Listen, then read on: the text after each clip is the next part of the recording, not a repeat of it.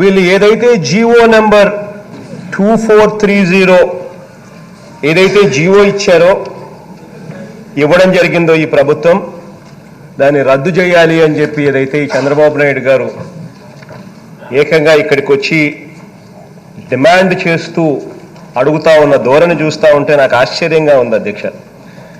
నాకు ఒక్కొక్కసారి అనిపిస్తూ ఉంది అధ్యక్ష, అసలు ఈ జీవోని చంద్రబాబు నాయుడు గారు చదివారా, లేకపోతే చదివినా కూడా తనకు కొంచెం ఇంగ్లీష్ అర్థం కాని పరిస్థితిని, అర్థం కాని ప్రాబ్లం ఏదో ఉంది కాబట్టి తనకి భాషను అర్థం చేసుకునే దానిలో తనకి ఏదైనా లోపం ఉందేమో చదివి వినిపిస్తా అధ్యక్ష. మొత్తం అంతా కూడా చేసి వినమని చెప్పి నేను కోరుతా ఉన్నాను. దీంట్లో ఎక్కడైనా ఏదైనా తప్పు ఏదైనా ఉంది అని అంటే, in the reference first cited, orders were issued to accord permission to the Special Commissioner, Information and Public Relations to lodge complaint and file defamation cases through the Special Public Prosecutor against the publishers and editors and to initiate legal action. Number 2, instances have come to the notice, ikkada nunchi koncham jagrataga vinandi adhyaksha.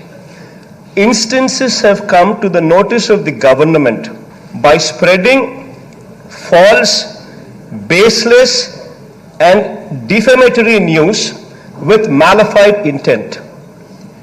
In order to see that true and correct information reaches people, government 938 department dated 20/2/2007 has empowered Special Commissioner INPR to file cases under appropriate sections of the law.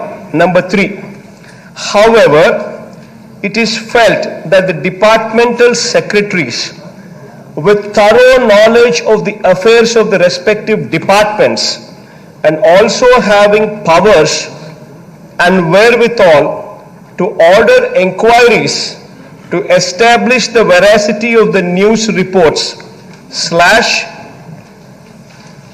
post, print, electronic and social media are better placed to issue rejoinders, file complaints and lodge appropriate cases if need be through public prosecutor after following due process of law.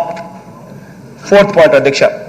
After careful examination of the matter, government hereby accord permission to delegate powers to the secretaries of respective departments to issue rejoinders, file complaints and lodge appropriate cases if need be through public prosecutor against defamatory news items published / telecast, posted in print, electronic and social media pertaining to their respective departments after following due process of law.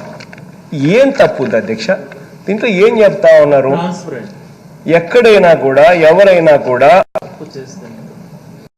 అన్యాయంగా malafide ఇంటెంట్తో false, baseless and defamatory news కదా వేస్తే, అటువంటి సందర్భాలలో concerned department secretaries ఏదైతే ఉంటారో వాళ్ళ డిపార్ట్మెంట్ను, గవర్నమెంట్ను ఇమేజ్ను టార్నిష్ చేసే పరిస్థితులు ఉంటాయి. కాబట్టి ఆ డిపార్ట్మెంట్ సెక్రటరీస్కు they have the power to issue rejoinders, file complaints and also lodge appropriate cases if need be through public prosecutor after following due process of law. ఇది ఇంతకన్నా అంటే అవతల వాళ్ళు ఏది రాసినా, తప్పులు రాసినా, అవతల వాళ్ళు ఏ రకంగా అన్యాయంగా తప్పులు చూపించినా, టీవీలలో చూపించినా, జరిగినట్టుగా చూపించినా, జరిగినట్టుగా రాసినా, గవర్నమెంట్ అధికారులు, డిపార్ట్మెంట్లు, సెక్రటరీలు ఆ చెడ్డ పేరు తీసుకొని గమ్ముగా ఉండాల్సిందేనా అధ్యక్ష?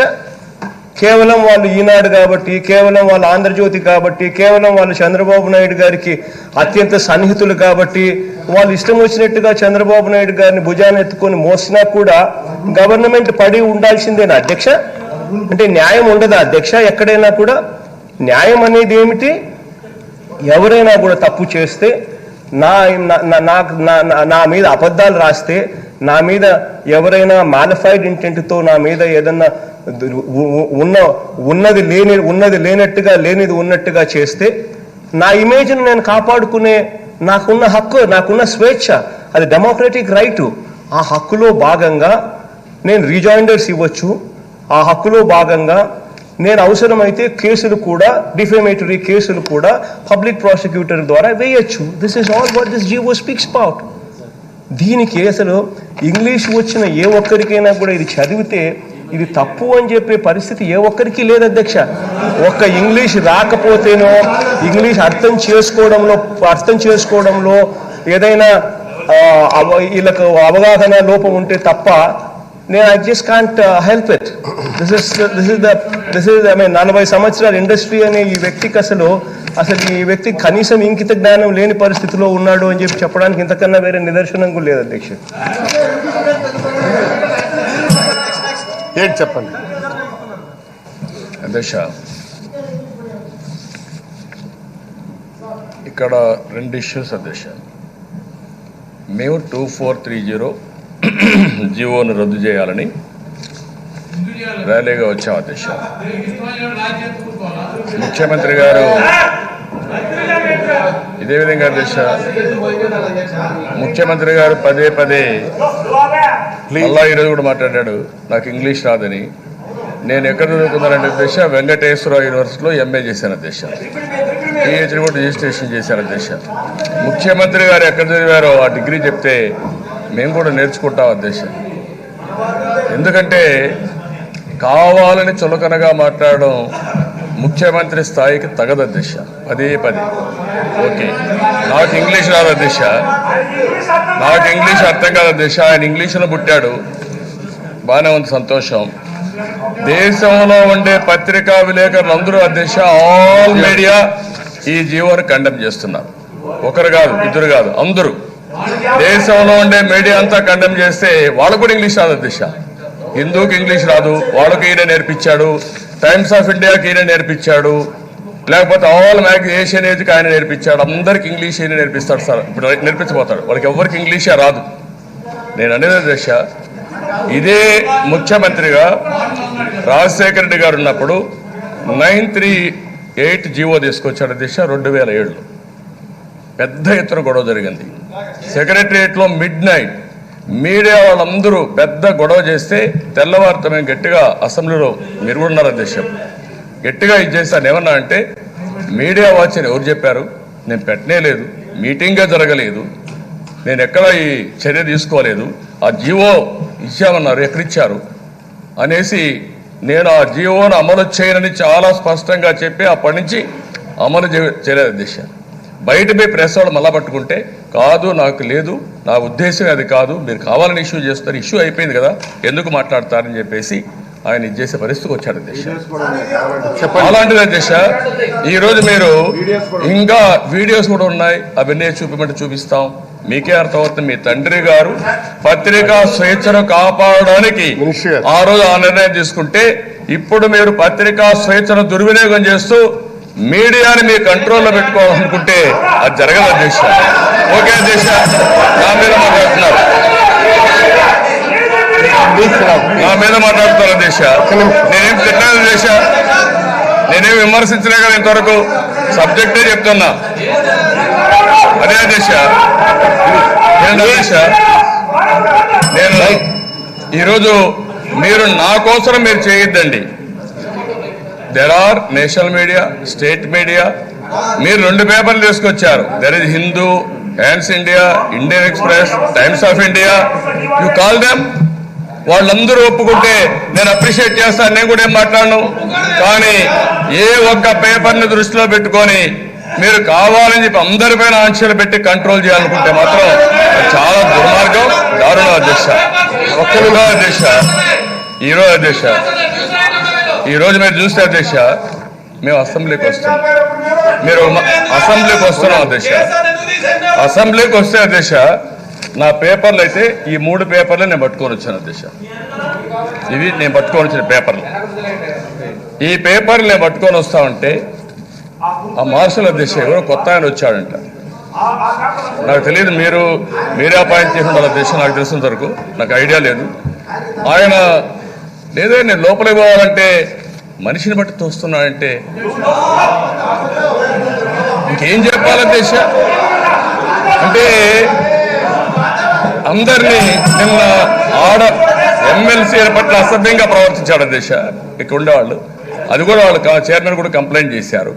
ఇప్పుడు వచ్చింది ఏంటంటే అధ్యక్ష, మేము వచ్చినప్పుడు మీరు ప్లే కార్డ్స్ తీసుకురావద్దన్నారు, వదిలేసాం. బ్యానర్ వద్దన్నారు, వదిలిపెట్టాం. రిబ్బన్ కట్టుకొని వస్తే నల్ల బ్యాడ్జ్ పెట్టుకొని వస్తే అవి కూడా తీసాం. అంటే అధ్యక్ష ఇక్కడ ఒకటి గుర్తుపెట్టుకోండి అధ్యక్ష, జగన్మోహన్ రెడ్డి గారు ఉన్నారు కదా, 2014 నుంచి అపోజిషన్లో ఉన్నారు కదా. నేను ఒక ఇష్యూ మీ దృష్టి తీసుకొస్తాను అధ్యక్ష. 2016లో అధ్యక్ష, సెప్టెంబర్ 9, 2016 స్పెషల్ స్టేటస్ పైన ఇష్యూ చేశారు. ఇష్యూ చేస్తే ఫస్ట్ డే అయింది, సెకండ్ డే కూడా వచ్చింది. సెకండ్ డే వస్తే అధ్యక్ష బ్లాక్ స్పెషల్ స్టేటస్ మీద చెప్పారు, స్పెషల్ స్టేటస్ మీద చేశారు అధ్యక్ష. స్పెషల్ స్టేటస్ పైన చేశారు. దానిపైన అధ్యక్ష చెప్పండి. సెకండ్ డే వచ్చారు అధ్యక్ష, బ్లాక్ డ్రెస్ వేసుకొని వచ్చారు. స్పీకర్ గా ఉన్నటువంటి ఆ రోజు స్పీకర్ గారు ఒక మాట చెప్పారు, లెజిస్లేటివ్ అఫైర్స్ మినిస్టర్ చెప్పండి చెప్తూ సీఎం గారు స్టేట్మెంట్ ఇస్తారు. స్టేట్మెంట్ ఇచ్చిన తర్వాత మీరు మాట్లాడాలంటే ఇమ్మీడియట్ గా అధ్యక్ష స్పీకర్ పైన పడిపోయి వార్ అట్మాస్ఫియర్ క్రియేట్ చేశారు అధ్యక్ష. ఇది మీరు చూడండి, మీకే పంపిస్తాం. వార్ అట్మాస్ఫియర్ క్రియేట్ చేశాడు అధ్యక్ష. వ్యక్తిగత మాకు చెప్తారు. ఇదే మరి అధ్యక్ష మీరు కూడా ఉన్నారు. రాజశేఖర్ రెడ్డి గారు అపోజిషన్ లీడర్ గా ఉండి నా చెంప దగ్గరకు వచ్చి అద్దాల బాలు కొట్టిన విషయం కూడా మీరు గుర్తుపెట్టుకోండి అధ్యక్ష. అద్దాల బాలు కొట్టారు. ఎన్టీ రామారావు గారు ముఖ్యమంత్రిగా ఉంటే అధ్యక్ష రాత్రి 12 గంటలకి ఆయన గండిపేట ఉంటే ఉన్న పొలంగా రావాలని ఇంట్లో కూర్చొని ధర్నా చేశారు అధ్యక్ష. ఆయన ఇంట్లో ఎన్టీ రామారావు గారి ఇంట్లో ధర్నా చేశారు అధ్యక్ష. అదే మరి అధ్యక్ష ఎన్టీ రామారావు గారు సెక్రటరియట్కి వస్తే ముఖ్యమంత్రిగా ఉంటే రాజశేఖర్ వచ్చి ప్రతిపక్ష నాయకుడిగా, ఆయన ప్రతిపక్ష నాయకుడిగా కూడా కాదు అధ్యక్ష, ఆయన వచ్చే మాట చెప్పలేదు అధ్యక్ష. నేను చెప్పేసా మీరు ఇవ్వండి, నేను చెప్పేసాక మీరు ఇవ్వండి అంటున్నా, మీరు ఎవరికైనా ఇవ్వండి. ఒకరోజు అధ్యక్ష సెక్రటరియట్ ఎదురుగా రామారావు గారిని పోనీయకుండా పోతే ఆయన అక్కడనే ధర్నా చేశారు అధ్యక్ష. అది ప్రజాస్వామ్య స్ఫూర్తి. అంతేగాని తప్పుడు కేసులు పెట్టి పులివెందుల పంచాయతీ ఇక్కడ చేయాలంటే మాత్రం అది జరగదు అధ్యక్ష. పులివెందుల పంచాయతీ వద్దు మనకు. ఇక్కడ కావాల్సింది ప్రజాస్వామ్యాన్ని కాపాడుకోవాలి, పత్రికా స్వేచ్ఛను కాపాడాలి. అంతేగాని మాటికి నీకు ఇంగ్లీష్ అదంటే ఈయన ఏం చదువుకున్నా నాకైతే తెలియదు, కానీ నేను ఆ విషయం మాట్లాడడం లేదు అధ్యక్ష. నేను అవి కూడా మాట్లాడడం లేదు. అందుకనే అధ్యక్ష ఈ రోజు మా మీద దాడి చేసిన మార్షల్ని మీరు కఠినంగా శిక్షించకపోతే మేము ఇక్కడ రావడం కూడా కరెక్ట్ గా అధ్యక్ష. మాకు కూడా ఆత్మగౌరవం ఉంటుంది, మాకు కూడా హక్కులు ఉన్నాయి. ఆ హక్కుల్ని కాపాడాల్సిందిగా మిమ్మల్ని కోరుతున్నాం అధ్యక్ష. మీరు కస్టోడియన్ ది హౌస్, ఈ హౌస్ ని కాపాడవలసిన బాధ్యత మీది, సభా మర్యాదలు కాపాడాల్సిన బాధ్యత మీది. అదే మరి మహిళలపై దాడిని కూడా నేను చాలా తీవ్రంగా ఖండిస్తున్నాం. దానిపైన కూడా ఎంక్వైరీ చేసి మీరు యాక్షన్ తీసుకోవాలని మిమ్మల్ని డిమాండ్ చేస్తున్నారు అధ్యక్ష.